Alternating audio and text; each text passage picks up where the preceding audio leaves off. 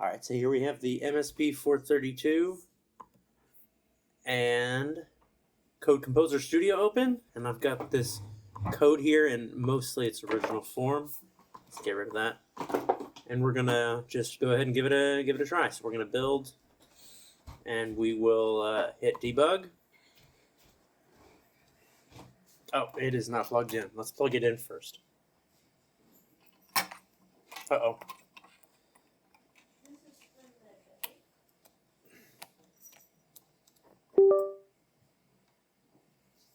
Okay.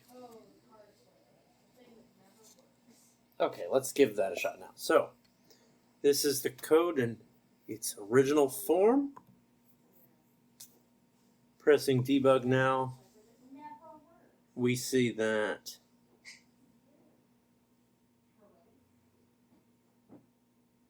there we go. We've got this light over here coming on. Okay, and let's hit resume. And now we get the blinking light. Excellent. So now we're gonna increase the delay to 2 to the 18th, which will be 262,144 minus 1 is 143. And we will hit run on that. Actually, I'm just gonna build it and hit flash. Actually, I think there's a small problem here. I see that we are only using 16 bits, but this is larger than a 16-bit number. And I think Code Composer Studio is trying to tell us that here. Okay, let's try this one more time. Let's build. We'll try flash. There we go. So now we have a longer delay.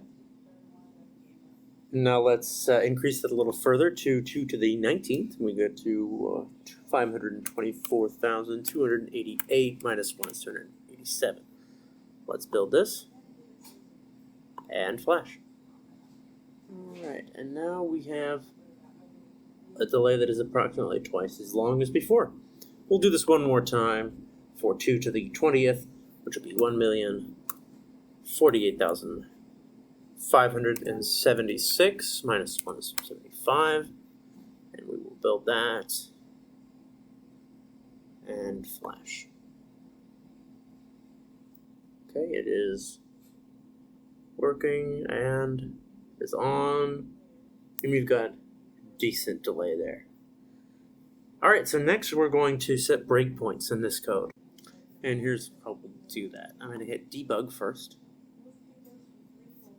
Okay, so it is launching again, and we have, okay, it is ready. We know it's ready because we have this resume button up here. And so I'm going to place a breakpoint by right-clicking on the line that I want to break at. Say I wanted to, break when it toggles the LED. So we're going to go here, and I could click toggle breakpoint, or I could go mouse over breakpoint and click breakpoint. But I'll just click toggle. All right, and we can see that the breakpoint appears in our breakpoints window up here in the top right. And if I click resume, we see the light turns on, and we've stopped at the breakpoint. If I click resume again, let's do the same thing with a slightly longer delay. And set it back up to 1,048,575, and with that delay we should see a more significant difference. Okay. Alright, we've got the code on there and it's waiting for me to start, so let's start. It hits the breakpoint, the light is on, and we hit resume and it waits until it hits that breakpoint again, and there it goes. And now we press the button again, it's back on, and it's waiting for the delay to end. And so that makes a little more sense. Okay. I'm going to stop this here, and next what we're going to do is we're going to generate some assembly code. So I think I already have the settings here, but we're going to just review them. So we'll open advanced options under the build tab here of the properties of the project, and go to the assembler options, and I do have these checked already, but this is what we'd check just to have the compiler generate assembly language and keep the listing file. We'll apply that and close, and we will just build like we would ordinarily. But it should ultimately, let's check this. it should have, there we go, and this is my debug folder, and this over here on the right is my release folder. So under this debug folder, we see we have ASM files, which we can open that, and see the assembly language generated by that compiler option. This here's the start of our main function. You can see it's well commented.